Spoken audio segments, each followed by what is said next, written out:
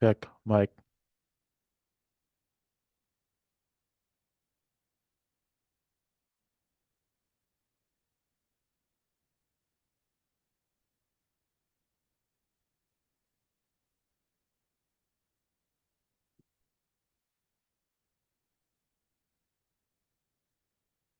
Hi, class. Sorry, I'm late.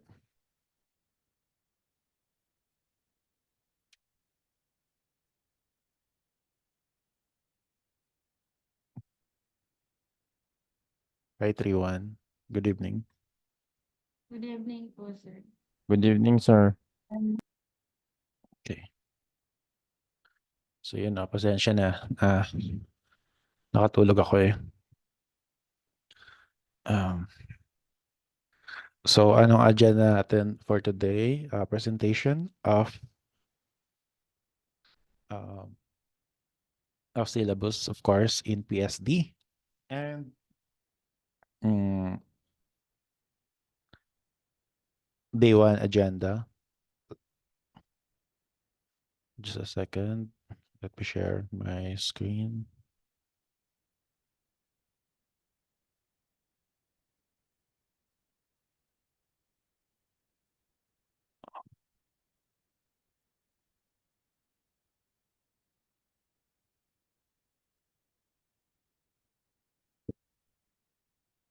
Okay, before I start sharing my screen, anyone from the class you have an idea on what PSD is? Anyone? There's no wrong answers, don't worry. Just your initial thoughts on full support documentation. Okay, let's hear it from CJ. What is your thoughts about full support documentation? Hello, sir. Audible po ako, sir. Yes. I think, sir, ito yung mga documents na like katulad ng certificates, mga ganun, sir. Siguro mga ganun po. I see. Okay. Um, Possible. Okay. Yes, Adrian. Sa tingin ko po, sir, ito po ay yung process po ng pagki-keep or pag-organize po ng files, especially po after po ng certain events po, ganun. Certain events. Okay. May naalala ako, nakakatawa nung college kami. Kasi alam niyo class yung yung bookkeeping. Literal yung pagkakaintindi namin nung dati. So, bookkeeping. Teacher pala tayo, di ba? Education tayo. So, may subject tayong bookkeeping. And yun. Parang ganito yung nangyayari sa atin ngayon. Post-support documentation. Okay, one last thoughts from your section. Janisa, any thoughts about full support documentation? Hindi ko alam, sir. Ah, siguro ano, sir, about siya sa Sa full documents. support documentation. About Okay. siya sa documents, sir, different documents, kung paano natin siya, um, hindi ko talaga alam, sir. Okay. So, worry no more. Here's the... Oh, pwede. Somehow, para siyang spiritual sequel ng ng CCB. Pero more on siya. More on ICT siya. Okay, so here it is.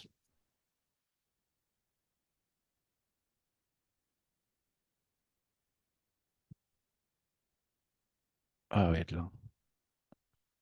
Step ko lang yung immersive pagka-share kasi nagiging black lang yung background. Live immersive view. Then share.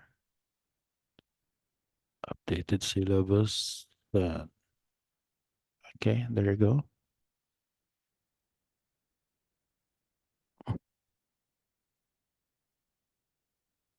Mm, Pin. Okay, so here, post-support documentation is designed to create effective post-support documentation for products and services. Okay, provide users with clear and concise materials beyond the initial support phase. The course covers the principles of comprehensive documentation, such as user guides, troubleshooting manuals, FAQs, knowledge-based articles. Participants will explore best practices for organizing information, addressing common user queries, and ensuring the usability of post-support documentation through hands-on exercises and real-world examples. Students will develop the proficiency to produce documentation that enhances user experience. Okay, so that's the course description for post-support documentation. I like the phrase here, um, able to support clients beyond the designated, okay, saan ko nabasin? Initial support phase. Okay? Kasi this is related to ICT somehow with the software sales. I mean, software products and services. Di ba, class? Kapag meron tayong software products or services, once we have a client that uses our products and services, the support doesn't end there. Okay? Laging may um, support for that particular product. Okay, so here, institutional learning outcomes, default lahat yan for all the syllabus. Okay, so let's focus here on week 1. So introduction to post-support documentation. Okay, uh, we have 3 agenda based in here this syllabus. First is that morphing into a 21st century teacher, though we will not discuss it per se, okay, because this is spread all throughout the semester. This is just simply recognizes the importance of different approach and attitudes in dealing with technology and assess how technologically inclined your generation, which are the Generation Z. Okay, so you are Gen Z. We don't have a dedicated um, presentation for morphing into a 21st century teacher because it is assumed that it is being aligned. Okay, the mode of delivery is aligned to that all throughout the semester. But the second agenda, the occupational health and safety, is workplace health and safety encompasses the practices to ensure the well-being, health and safety of students in the workplace. And interactive lecture and hazard management. I haven't discussed the occupational health and safety yet to class, right? Last Tuesday. Have I? Not yet? Di pa po yata, sir. Okay, so not yet. All right. So third agenda for the first one is the overview of post-support documentation, extending the support beyond the initial assistance period. Ito nga yung hanap ko. It aims to empower users with self-help resources and aid support teams in efficiently addressing the recurring issues. Okay, so syllabus presentation. And this is it. Next part, 2 to 3 weeks in this course. Our topics are about user guides, troubleshooting manuals, FAQs, and knowledge base articles. In-depth manual, in-depth manuals providing step-by-step instruction for product or service usage. Documents outlining common issues and their resolution. So for FAQs, compile lists of common queries and answers. And knowledge-based articles, detailed articles addressing specific topics or challenges. So here, class, sa may mga BPO experience na, ang tawag nila sa resources for their product knowledge, okay, is KB or knowledge base. So, hindi mawawala yung knowledge base. Ito yung parang encyclopedia or yung Bible ng account nila. So, yun, yung ina-update ng mga in the post-support documentation.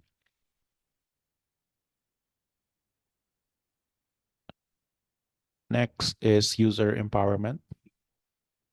I think I'll use the annotate. Just a second. Okay, so nandito na tayo sa user empowerment, week 4 and 5.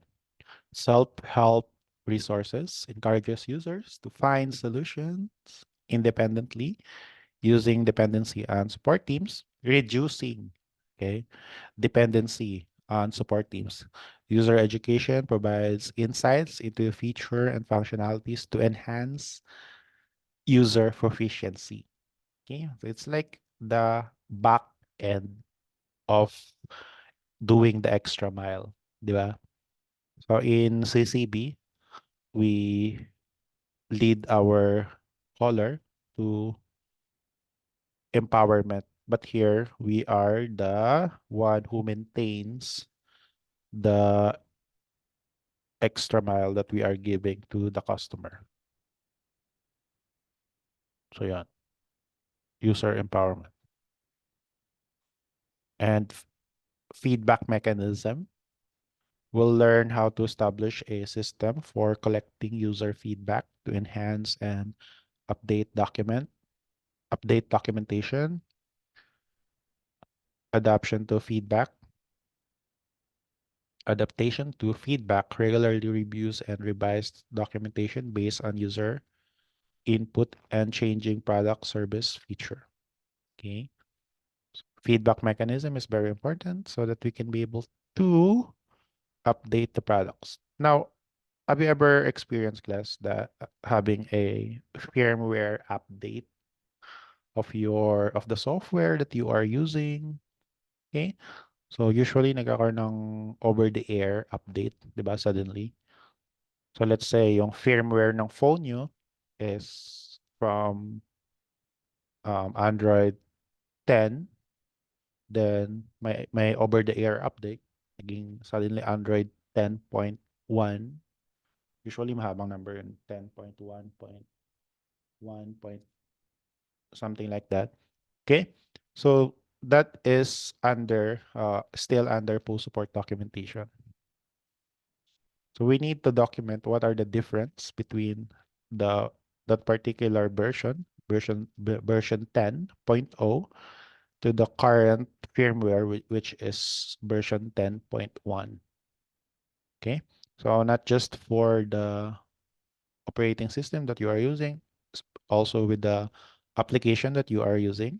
Okay, so as you can notice, all the application that we are using have a current version. Okay, so for example, Gcash, the current version of Gcash is version 7.5, something like that. Then the previous version of Gcash is version 6.5. Now the post support documentation team will have indicate the difference between two versions. Okay, so probably the the past versions don't have biometrics in it, but to the current version, there is additional biometric support. So those things. So that is still under full support documentation. Okay, so from operating system to application to even games that you are playing. Okay? So usually may mga patch note na nilalagay, di ba? So that's still under post-support documentation. Yung mga patches na sa mga games are that are still under post-support documentation.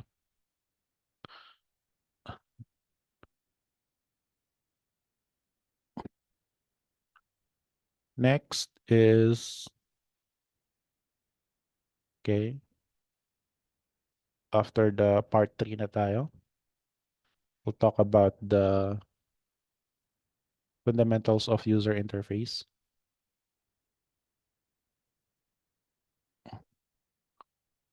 Explore the core principle of user interface design, including layout, navigation, and visual hierarchy.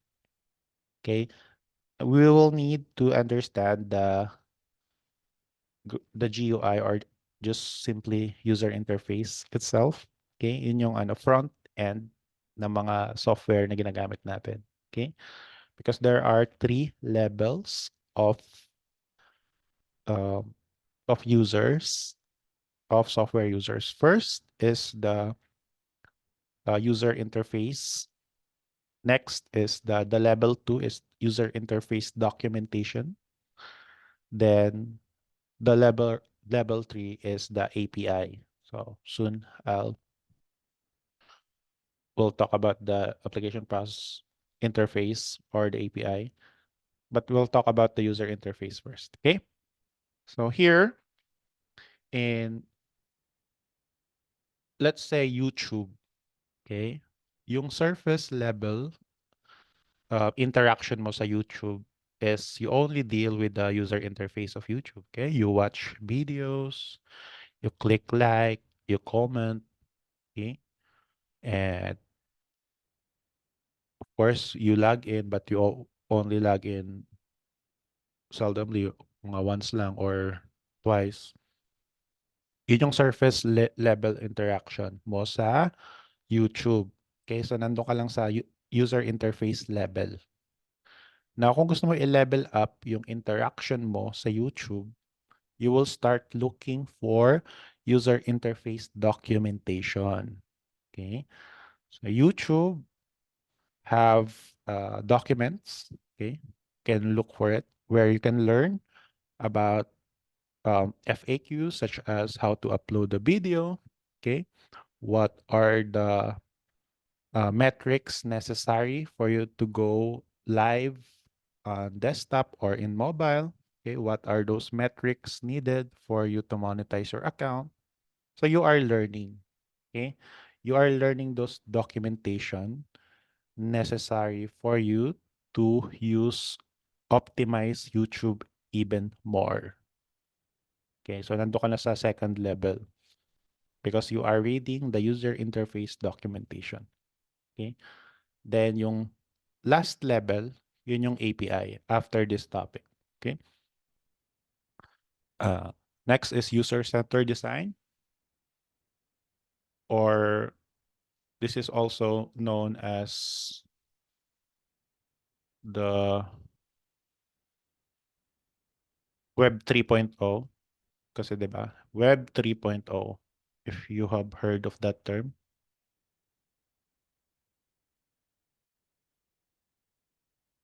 Anyone who have an idea what is Web 3.0? So syempre opposite siya ng Web 1.0. Meron bang may idea or have heard of Web 3.0? Ano yung mga features niya? Characteristics ng Web 3.0? Nan? Okay, so Web 3.0, unlike the first generation of websites, which is Web 1.0, which characterizes by being static. Yung first batch ng mga website are categorized as static. But Web 3.0, of course, opposite ng static is what? What's the word? What's the word, class? What? Hello?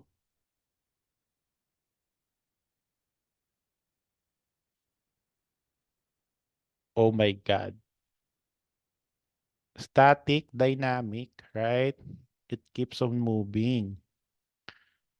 Web 3.0, dynamic, user-centered. Okay?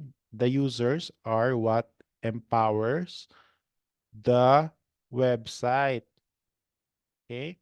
So meaning the more users, the more people are using that particular platform, the more robust it becomes. Such as yung mga learning management system natin, okay? The more students and teachers are using it, the more superior it will become. Okay? So yun yung user-centered kasi naka-sentro sa mga users yung website na yun. The importance of user research on how to design interfaces that prioritize the needs to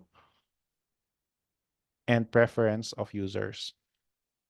Di ba, class? The more you use YouTube personally sa'yo, the more the algorithm will understand your needs and interest. Kaya nga kapag mag-isa ka lang gumagamit sa YouTube account mo, very friendly yung mga nire-recommend sa'yo ng algorithm. Okay? Yun talaga yung mga interest mo. Pero pag yung whole family mo, yung gumagamit ng YouTube account mo, di ba? May premium YouTube kayo, nasa Smart TV.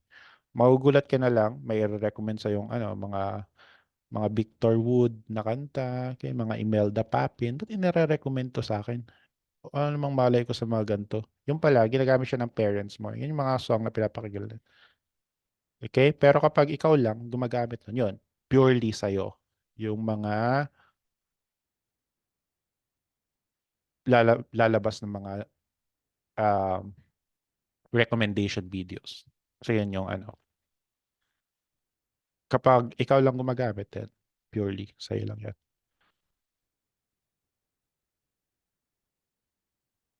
Next is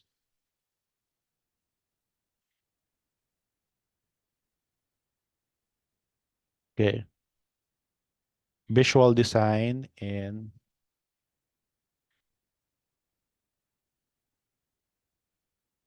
user interface, develop skills in selecting color schemes, typography, and imagery to create visually appealing interfaces. Okay, so sa GUI, from the scroll bar, okay, to what else? Yung mouse pointer, yung typography, yung tabs. Okay, so not just applicable for web pages, but also for the user interface of applications and even operating system. Okay, so lahat yon dapat nag-harmony. There are principles that we need to follow. Next is prototyping and testing. Gain hands-on experience in creating prototypes and conducting usability. Testing to refine your design. And responsive design. Explore techniques for designing interfaces that adapts to different devices and screen sizes. Okay. So we may notice that different application behave differently depending on the devices that you are accessing it. Right? Piece of cake sa inyo, gumamit ng probably GCash on your mobile, but if you use different devices on desktop, napaparalyze kayo kasi you don't know how to do it. So there should be a seamless transition from device to devices. Okay? So uploading, updating your status. I mean, magpo-post kayo ng updates sa Facebook nyo. Very easy sa mobile. Pero kapag desktop na yung ginamit mo, nag-post ka ng selfie, di ba parang there's something unusual if you do it on desktop rather than on mobile. You cannot even tag the location, you're having hard time using it because it's on different devices. And the last part of this is ito yung final boss ng PSD, full support documentation. yung API or Application Programming Interface. So yun na yun. Ito na yung pangatlong level. As I mentioned, first level, you only interact with user interface. Second level, you are interacting with user interface documentation. Ang third level is you are manipulating the application programming interface or API. Okay. In the context of ICT, you'll hear API because it's like a program inside a program. Okay. For example, in Shopee, okay, each application that you are using are a combination of different APIs. Okay. The moment you log in, the API there, okay, is checking. So there is a dedicated, we can say API is like department. Okay. Different department that is responsible for checking your user credentials. If your username and password is correct. Okay. So that's a separate API or different department. Now, once you are inside the application, there is another API that manages payments. Okay. Now, there is another API for managing customer review. There is another API who's managing the uh, the live selling section.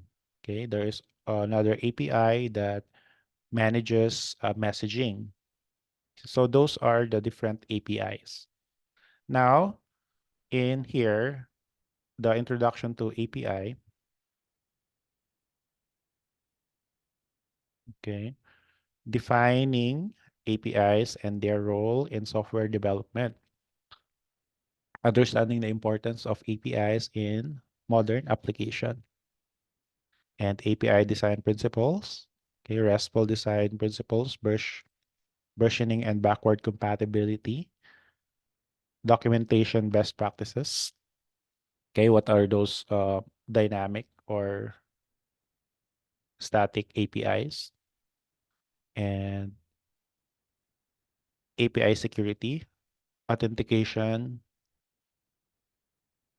pindot ko yung left click. Okay, API security, authentication methods, API keys, best practices for securing APIs, hands-on implementation.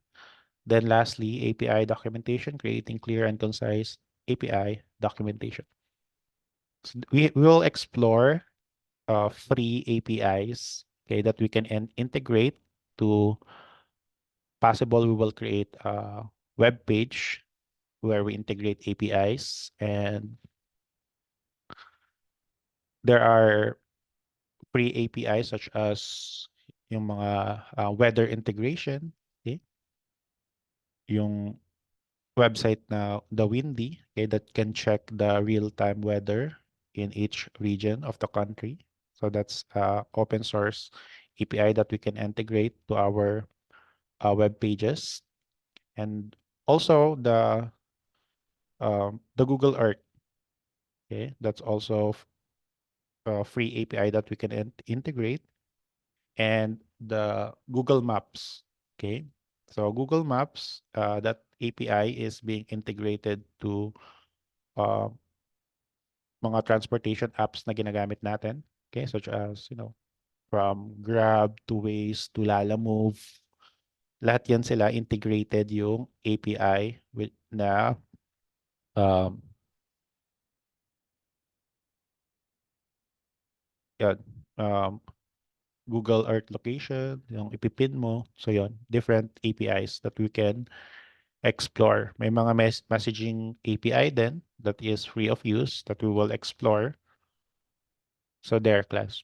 So that is actually the post-support documentation. It's very much related to ICT, and it's uh, for operating system, for application, for web pages, the user interface, and the evolution of API. Okay? So that, do you have any question, class, for a post support documentation before we proceed to our next agenda? None. Okay.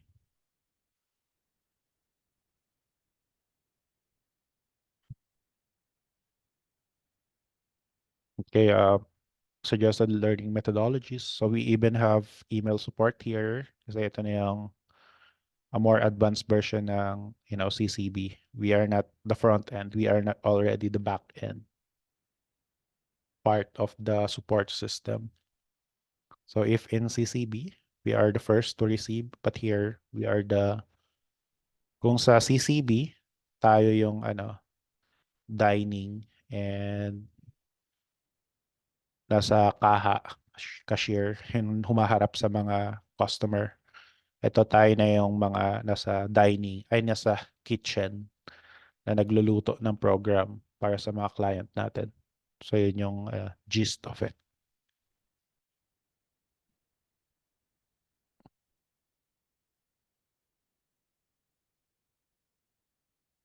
Okay, question, Nan?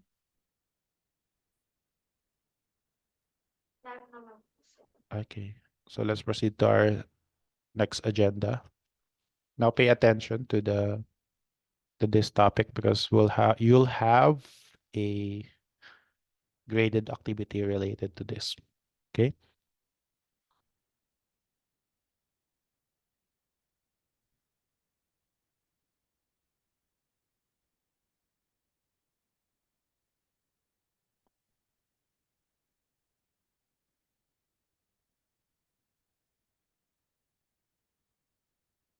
Just a sec. There you go.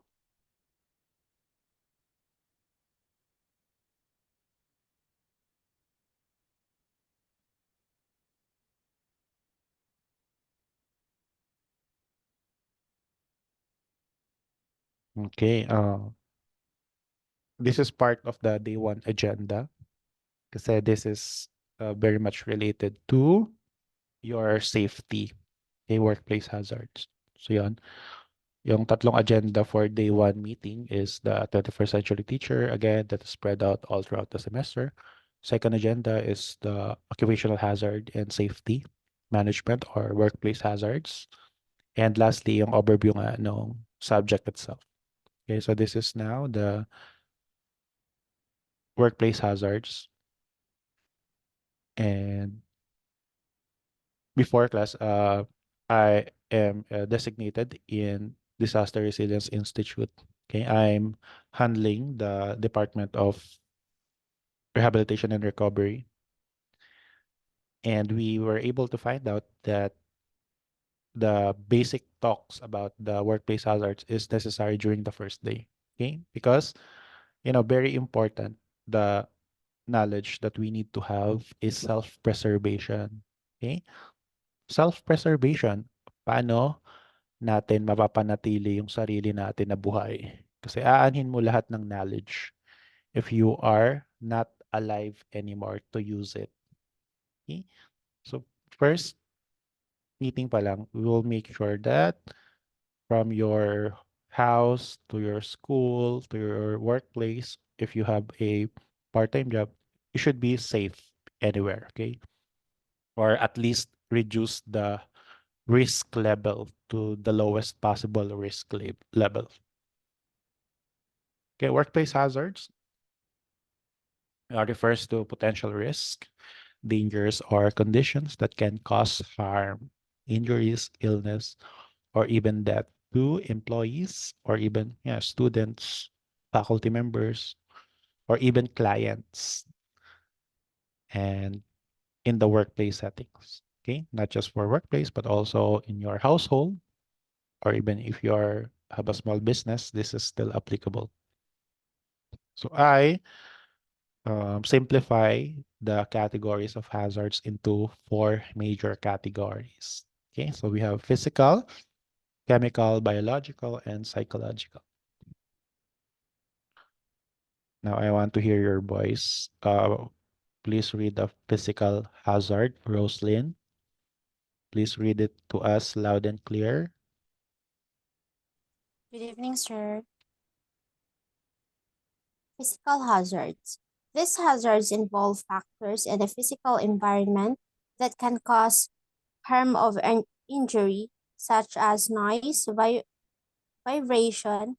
Sorry, sir, maliit. Nasa mobile ka lang ba? Temperatures, radiation, and ergonomic. Risk. Okay. Anything that can harm you directly, physically. Okay. So those are physical hazards. Now we have uh, chemical hazards. Uh, Julius, please read it.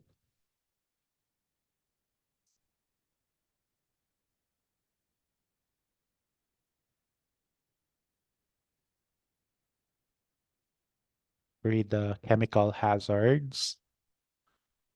Julius.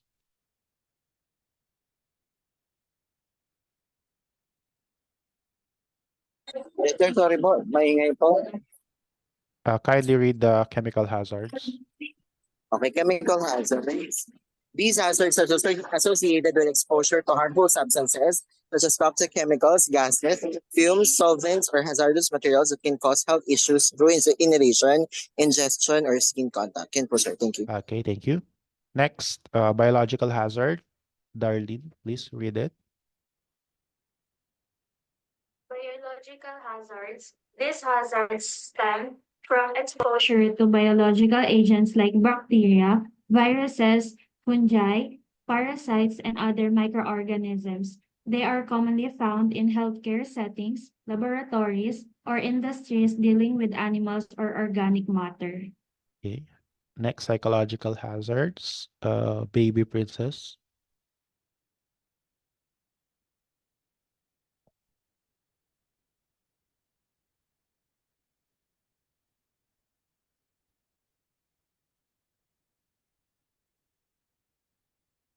Are you with us?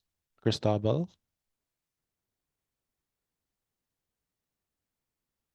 Sir, mahina po ata yung internet. Okay lang po ako na lang. Ay, sige. Go. So psychological hazards. These hazards involves aspect of work organization, work design, and interpersonal relationship that can impact mental and emotional well-being. Examples include excessive workload, workplace violence, bullying, stress, or lack of support. Okay, thank you, Gab. Another concept that we need to understand is the concept of hazard versus risk. Okay, so by default, majority of the things surrounding us are hazardous. Okay, but it will only become risky if there are, of course, people involved or us. Now, there are 3 levels of risk. If you want to be more specific, you can raise it to as high as 5 levels. But for simplicity's sake, we'll use the 3-level scale of risk. So first is minimal, moderate, and high risk. So our goal is to make it go down to the lowest possible risk. Okay? So low risk level. Kapag high risk level na, then we'll have the mitigation, or yung mitigation measure natin is of course our solution on how to make that hazard less dangerous to people. Okay, so a hazard refers to potential source or situation that has the ability to cause harm, okay, injury, illness, or damage to people, property, or the environment. On the other hand, risk is the likelihood or probability that a particular hazard will cause harm or an undesired event to occur. Okay, it involves the consideration of both the probability of an accident happening and the severity of its consequences. Okay, example here, hazard, chemical substance that is highly toxic and pose health risk if inhaled or ingested. Okay, hazard siya, ang characteristic niya is it is only a potential, okay? It has a potential to cause harm, okay? It does not move by default, it's just there. But the risk will comes in if the likelihood of potential consequences of workers being exposed, okay, to the toxic chemicals. So factors such as frequency and duration of exposure, the effectiveness of safety measures in place, the susceptibility of individuals to the chemical, determine the level of risk. Okay. So for risk, ang characteristic niya is aside from yun, harmful is um, dynamic siya. Okay? Meaning, people around it might get harmed if it's involved. Okay. Another thing, sa loob ng classroom, hazard is an electrical outlet. Okay? By default, that is hazard. Okay? Pero hindi kanya inaano, nandyan lang siya. Pero kapag yung mga students, we add another variable, which are, yun nga, college students, kayo. Okay? So the risk there is minimal. Kasi you already know what's dangerous, okay? Wala naman sa inyo college student na out of nowhere, tutusukin ng ballpen yung plug, 'di ba, na outlet ng electrical outlet. So wala na sa inyong gumagawa nun. Pero kapag we add another variable such as sa mga preschooler or kinder, okay, the minimal risk will increase to moderate risk because those people, children have a tendency to put anything, okay, inside that outlet plug. Okay? Pagkatapos na kumain ng lollipop, basa pa yung kamay, tusok nila doon, yan. May tendency sila na makuryente.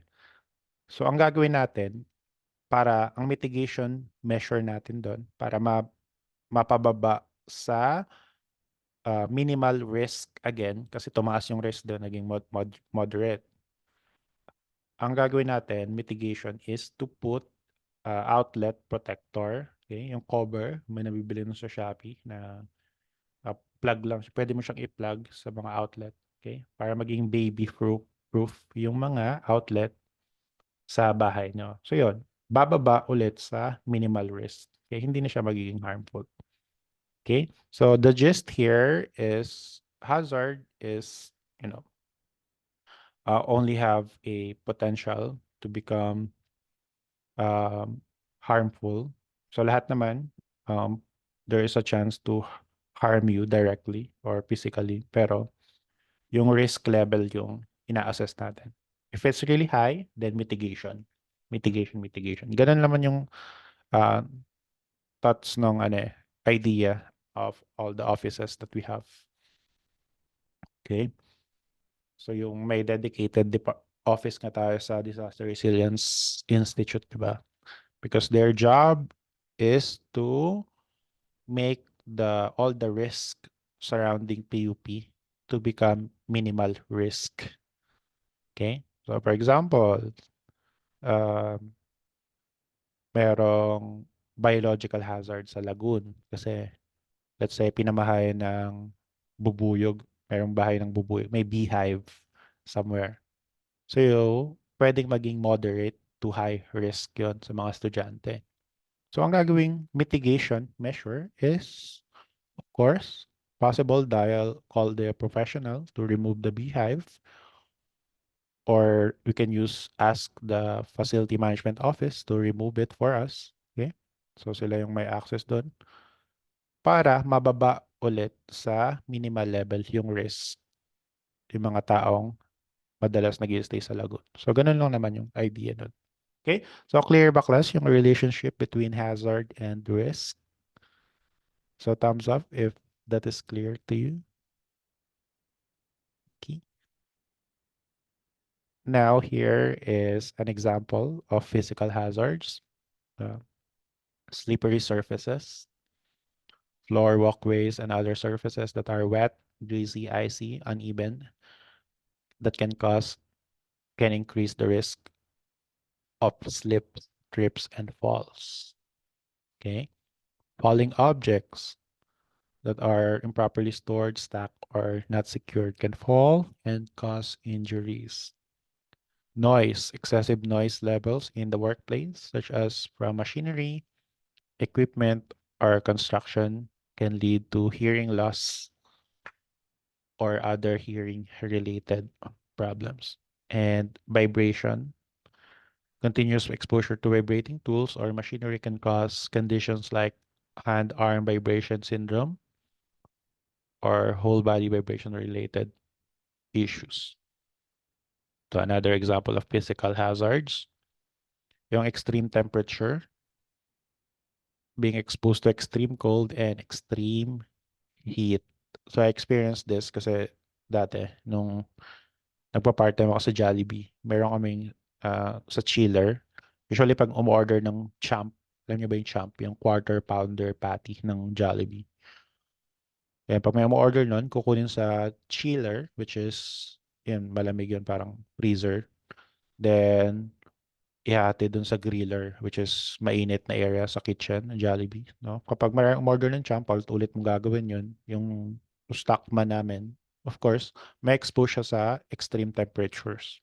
Pwede siya magkasakit. Next is yung radiation. Usually sa mga metal detector ng mga guard, pag nasa BPO kaya class, usually yung mga pregnant, pinapa-wave nila yung metal detector. Pero yung radiation ng metal detector, napaka-insignificant naman yun. It will not have any effect if it's very minimal exposure. Siguro magkakaroon lang yan ng significant effect sa fetus kapag you do it 10,000 times in in in around 24 hours. Pero wala namang magbe-metal detector sa ng 10,000 times, di ba? Pero kung yun nga, paranoid ka, you want your fetus to be safe, pwede ka pumunta sa HR, sabi mo, you're pregnant, that i-excuse ka or waive mo yung metal detector. Ito, relevant to sa mga BPO kasi sa production floor, before ka pumasok, may metal detector ka kasi bawal magpasok to ng mga gadget. So yun. Ergonomic hazard, okay? The chairs that you are using, ergonomic. Some have a different category, pero to simplify, nasa under na siya ng physical hazard. Next is electrical hazard, yung faulty wiring, exposed electrical components or improper use of electrical equipment can lead to electric shock, burns, or fire. Okay, next is biological hazards, infectious diseases. Okay, anything that is originate from a living organism. Mold and fungal exposure. Okay, waste and sewage, proper waste disposal, and zoonotic diseases such as rabies or even flu. Ngayon class, kung medyo paranoid kayo, kasi rabies ang pinaka nakakatakot na virus na probably biological hazard that we will have. And just a moment.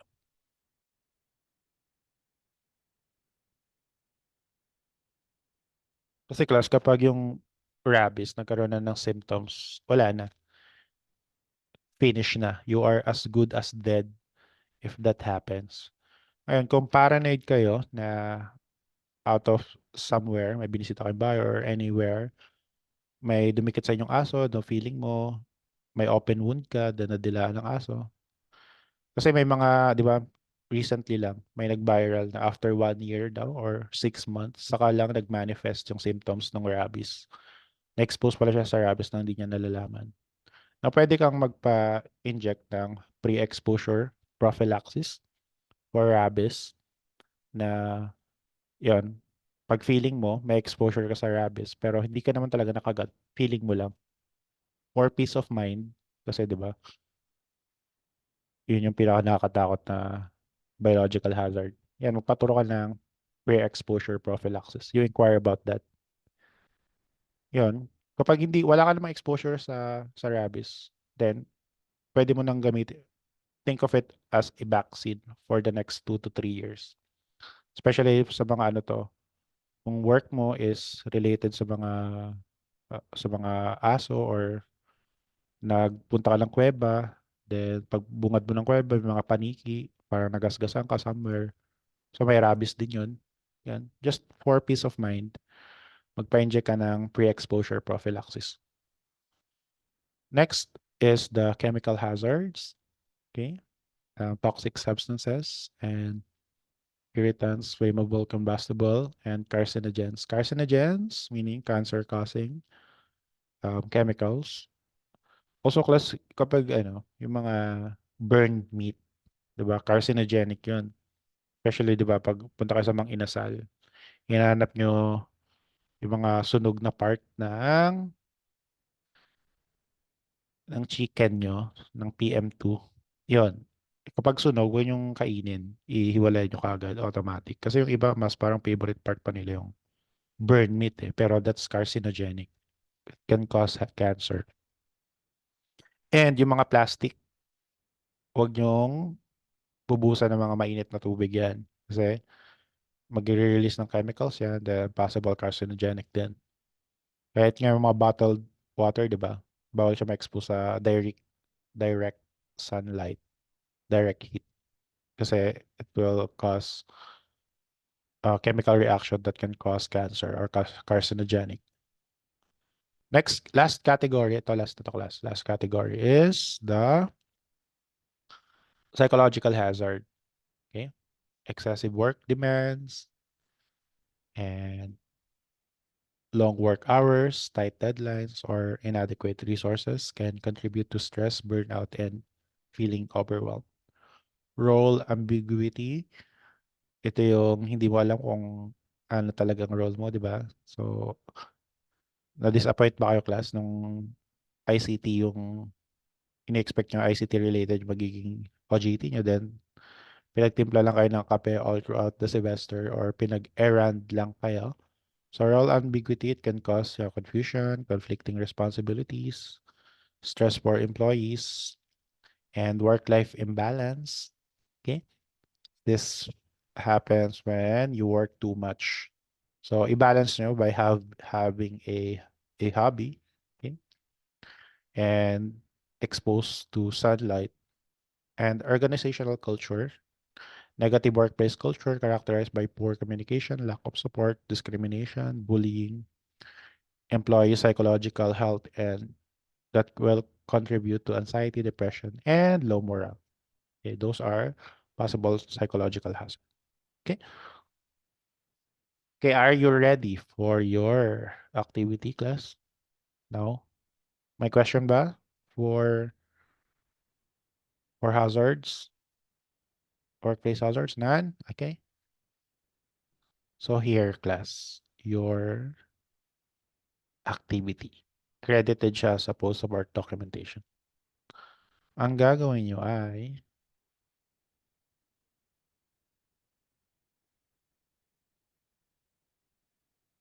I'll paste sa GC the complete and detailed instruction of your first task. Ganito lang.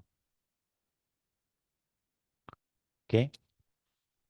So maghahanap kayo sa mga workplace nyo. Kung wala kayong workplace, wala kayong part-time job, pwede nyong gawin sa bahay nyo. Okay? So look for four categories of hazards in your house: physical, chemical, biological, and psychological. Okay? Look for it sa mga bahay nyo. Pwede rin sa workplace nyo. Ideally sa workplace nyo kasi doon nyo makita. Pero marami naman sa inyo na walang part-time job. So doon na lang sa bahay. Okay? Cite for categories of hazards and create a mitigation Okay, mitigation on that particular hazard that you cite in your house. Now, once you do that, you will put it in a PowerPoint presentation and you will present it next meeting. Okay, so think of it like you are working in an office. Okay, so that kind of works office, then suddenly, sabi ng boss nyo, ay, i-audit tayo ng Disaster Resilience Institute next week. So dito sa loob ng office natin, mag-create kayo ng, mag-cite kayo ng different types of hazards and our mitigation for that particular hazard. Okay? Now, foreshadowing na rin to ng PSD kasi imagine nyo na lang na may before and after picture kasi kayong ipipresent. Okay? So, yung, let's say sa kitchen nyo, yung storage system, yun yung version 1. Then, after you apply the mitigation process, you take a picture again of your kitchen storage and organize na, wala na nag-spill. That's the version 1.1 of your kitchen storage. So same with biological hazards. Okay. So version 1 of your, let's say, meron kayong bakuran. Okay. Meron dong somewhere a beehive, pinamahayan ng bubuyog. Biological hazard yun. Then, nung natanggal nyo na yung bubuyog, version 1.1 na yun. Okay, that's foreshadowing before and after in post-work documentation also. And you will put it in a PowerPoint, as I mentioned. Okay, so do you have any question? Then, so yun lang yung activity nyo for the assessment. Okay, kasi part of the assessment is presentation of output. Next week is the presentation of that activity. Okay, that's the deadline. Okay, so you will present it next Friday. All right. Yes, tig-iisang hazard. I'll paste it now as soon as we're done with this discussion. Okay, no more question? Okay, so if you don't have any more question, let's open our webcam and take a picture and let's call it a day.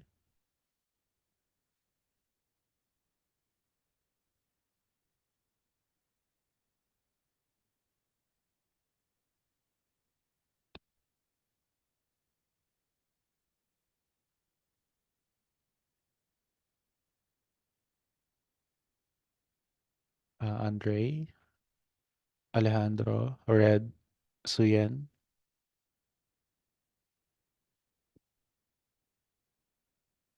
One, two, three, and smile.